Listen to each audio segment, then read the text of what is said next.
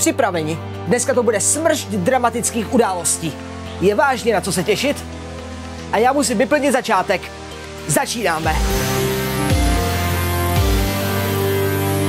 Netrpělivě čekáte oznámení dalšího Thiefa? No tak dál čekejte. Tedy neberte za slovo mě, ale přímo vedoucího studia Eidos Montreal, které má nyní značku Thief na starost. Square Enix prý na vývoj Thiefa 5 nedá ani kačku. Alespoň zatím. Určitě vám neunikla kauza kolem zadržení Ivana Buchty a Martina Pezlara za nafocení řeckých vojenských objektů do Army 3. Oba strávili 4 měsíce ve vězení a byli propuštěni na kauci v hodnotě 5000 euro. Na neštěstí celý případ byl toto pondělí překlasifikován z trestného činu špionáže na přečin nedovoleného fotografování. Dostali tak podmínku na 30 měsíců vězení s odkladem až na 3 roky. Vývojáři jsou tak na svobodě a zdá se, že je všechno u konce.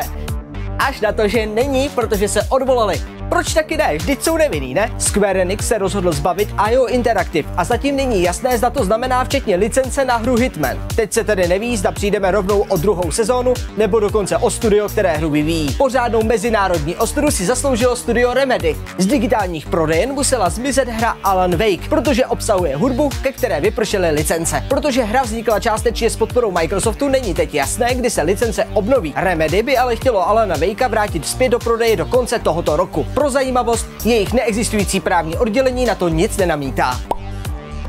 Nová strategie Ancestors od tvůrců kontroverzní hry Hatred si klade za cíl provést brutálními válkami středověku 4 různých národů. Hra vyjde zatím jen na PC a Xbox One. Tak a další minuta a půl je za námi.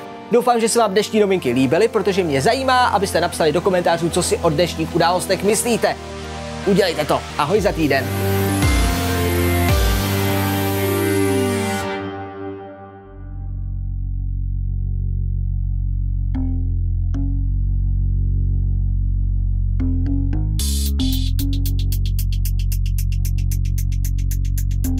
Najedněte set plus. Najdněte set.